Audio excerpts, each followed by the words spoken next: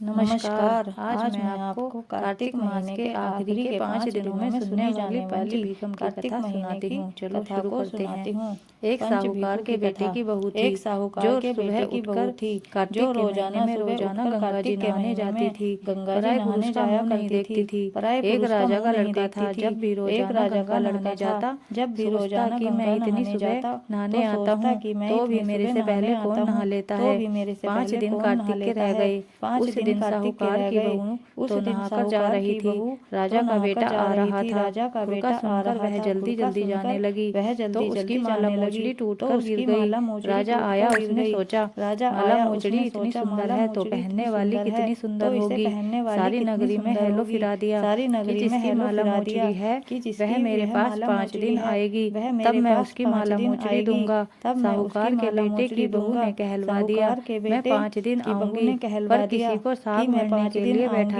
किसी को साग भरने के लिए बैठा दियो। राजा ने गंगा जी पर बिछावन करके एक तोते को पिंजरे में टांग कर रख दिया। वह सुबह आई, पहली पैड़ी पर पैर रखकर बोली, हे कार्तिक ठाकुर राय दामोदर पांचू पांडु छठा नारायण भीषम राजा, उस पापी को नींद आ जाए मैं सत क्यों हूँ तो मेरा सत रखना।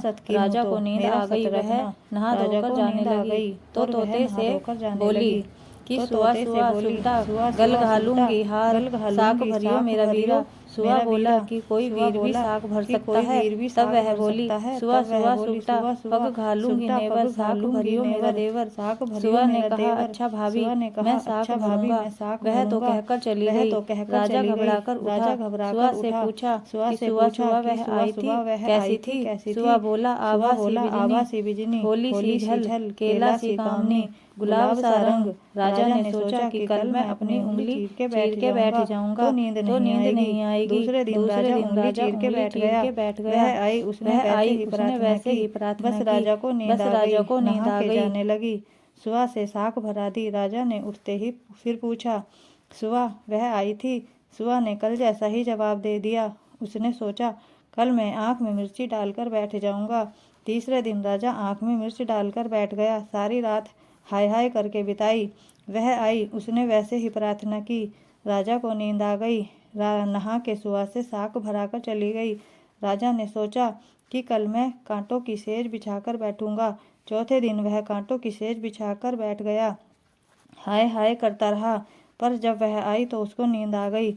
उसने सुआ से साक भरा ली और कहा कि उस पापी से कह दियो मेरे 5 दिन पूरे हो गए हैं, अब मेरी माला मोचड़ी मेरे घर भेज देगा। राजा ने उठते ही सुआ से पूछा, वह आई थी। सुआ बोला, आई थी, अपनी माला मोचड़ी मंगाई है। थोड़े दिन बाद राजा के कोढ़ निकल आया। त्राही त्राही पुकारने लगा। ब्राह्मण को बुलाकर पूछा कि सारे शरीर में जलन कैसे लग गई। ब्राह्मण बोला कि यह पतिव्रता स्त्री का कोई पाप धरा है जिससे लगी है। राजा ने पूछा, कैसे ठीक होगा। ब्राह्मण बोला कि तुम उसको अपनी धर्म की बहन बनाओ और उसके नहाए हुए जल से नहाओगे तो तुम्हारा यह जलन कोढ़ ठीक हो जाएगा। राजा माला मोचड़ी लेकर उसके घर गया और साहूकार से बोला, ये तेरी बहू गंगा जी पर भूल गई थी, यह उसे दे दो और उससे कह देना अपने नहाए हुए जल से मुझे नहला दे। साहूकार बोला कि वह पराये पुरुष का मुंह नहीं देखती, तू इस नाली के नीचे बैठ जा, वह नहाएगी तो तेरे ऊपर पानी गिर जाएगा। राजा नाली के नीचे बैठ गया। वह नहाया तो जल गिरने से उसकी काया कंचन सी हो गई। हे पंच भिखु देवता, जैसे साहूकार की बहू का सत रखा ऐसा ही सबका रखियो। कहते सुनते हुंकारा भरते सारे परिवार का रखियो। जय हो पंच भिखु भगवान की।